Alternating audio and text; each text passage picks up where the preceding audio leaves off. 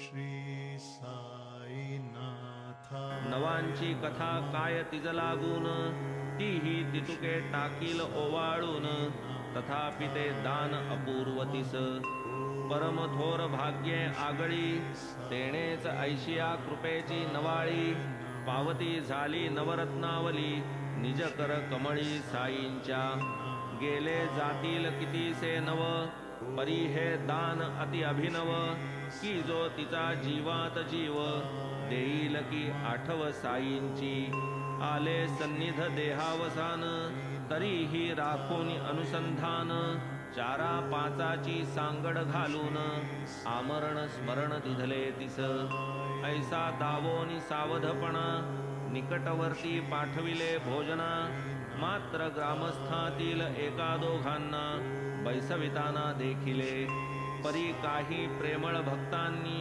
हट्टची धरिला कित्येकांनी जाऊ नये बाबांपासूनी वेळती कठीण मानुनी परी प्रसंगी अंतसमयी पडेन काय मोहाचे अपायी म्हणून या जणू घाई घाई अवघी आही दवडिले निर्याण समय निकट अति जाणोनी बुट्टी काकादिकांप्रती बाबा वाडियात जा जा म्हणती भोजनांती मग यावे पाहोनी इतरांची ही व्यग्रता बाबा दुश्चित्त निजचित्ता जा जा जेवून या जा आता ऐसे समजता आज्ञापिती ऐसे हे नित्याचे सांगाती सखे अहर्निश निकटवर्ती जरी मनाची दुश्चित्त वृत्ती आज्ञेने उठती जावया आज्ञा तरी नुल्लंघवे वेळी सान्निध्यही न त्यागवे बाबांचे मनही न मोडवे गेले वाडिया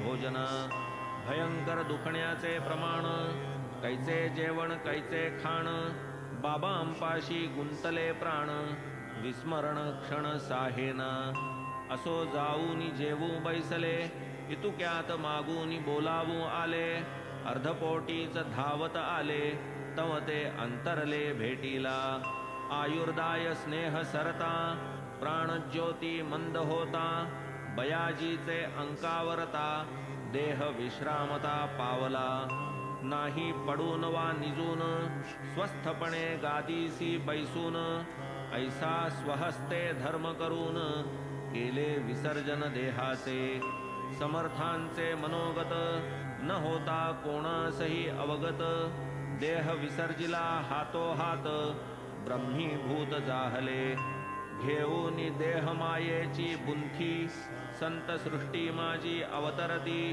होता उद्धार कार्यपूर्ती तात्काळ समरसती अव्यक्ती नट धरितो वेश नाना अंतरी पूर्ण जाणे आपणा तया अवतारिया परिपूर्ण साकडे मरणाचे ते काय लोकसंग्रहार्थ जो अवतरला कार्य संपता अवतार संपविला तो काय जन्म मरणाचा अंकिला विग्रह स्वलीला धरितो जो परब्रह्म ज्याचे वैभव तया कैचा निधन संभव निर्ममत्व जयाचा अनुभव कैचा भवाभव त्या बाधी दिसला जरी कर्मी प्रवृत्त कधी कर्मे केली यत्किंचित सदा कर्मी अकर्म देखत अहंकार रहित तत्वे नाभुक्तम क्षीयते कर्म हे तो स्मृत्युक्त कर्माचे वर्म परी ब्रह्मज्ञात्याचा न संभ्रम देखे जो ब्रह्मची वस्तुमात्री क्रियाकारक फलजात हे तो अवघे प्रसिद्ध द्वैत ते ही ब्रह्मविद ब्रह्मची मानित जेविका रजत शुक्तिकेवरी बाबांसारखी मायाळू जननी पडली कैसी काळाचे वदनी दिवसा ग्रासी अंधारी रजनी तैसीच ही कहाणी झाली की आता हा अध्याय संपवू येथे राखू मासिक मर्यादेते अतिविस्तारे दुश्चित्तते ते नातरी श्रोते पावतील पुढील अवशेष निर्याण कथा येईल यथाक्रम पुढे परिसता शरण हेमाड साई समर्था पावला कृतार्था यत्कृपे स्वस्ति श्री संत सज्जन प्रेरिते भक्त हेमाड पंत विरचिते श्री साई समर्थ सच्चरिते श्री साईनाथ निर्याणं नाम द्विचत्वारिंशोऽध्यायः सम्पूर्णः। श्री सद्गुरु साईनाथार्पणमस्तु। शुभं भवतु। श्री सच्चिदानंद सद्गुरु साईनाथ महाराज की जय।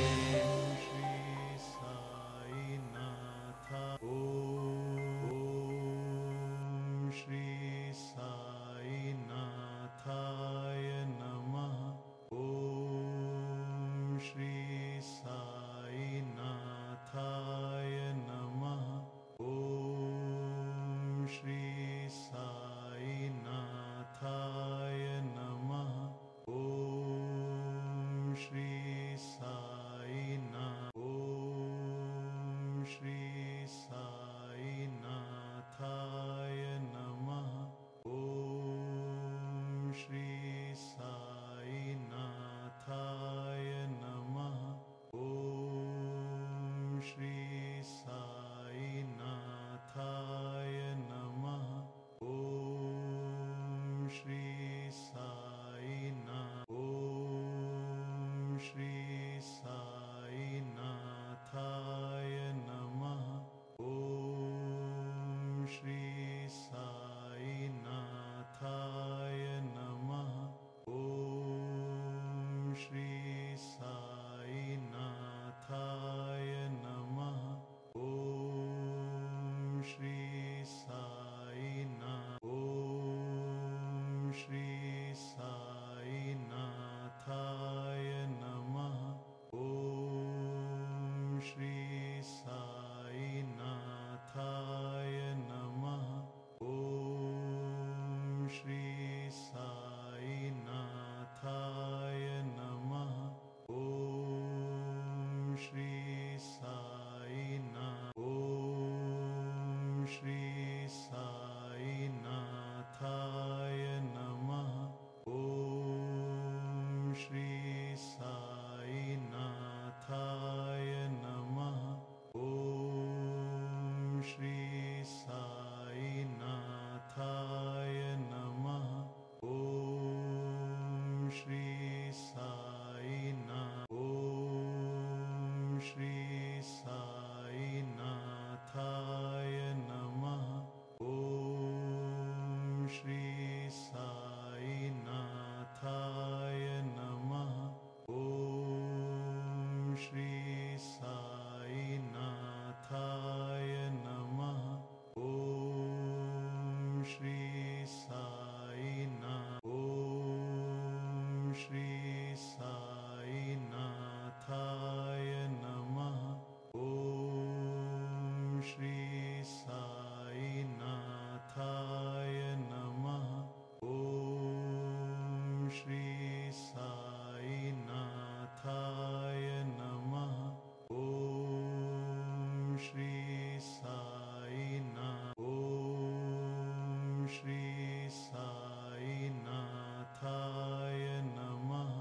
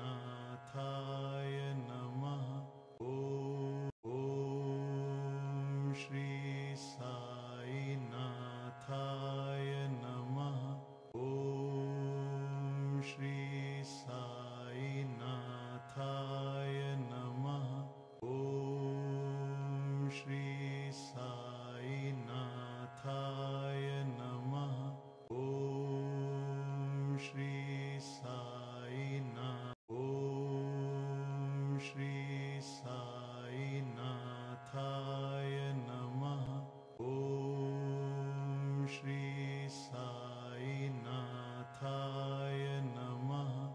ॐ श्री साईनाथाय नमः। ॐ श्री साईनाथ। ॐ श्री साईनाथाय नमः। ॐ श्री साईनाथाय नमः।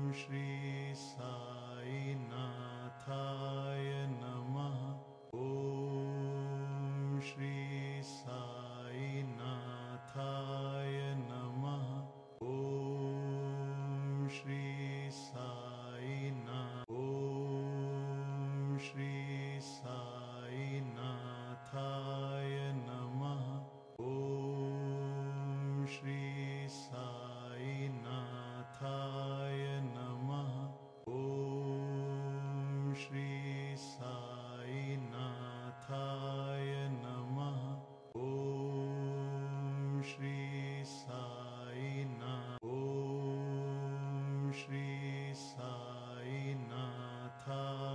नमः ॐ श्री साईनाथाय नमः ॐ श्री साईनाथाय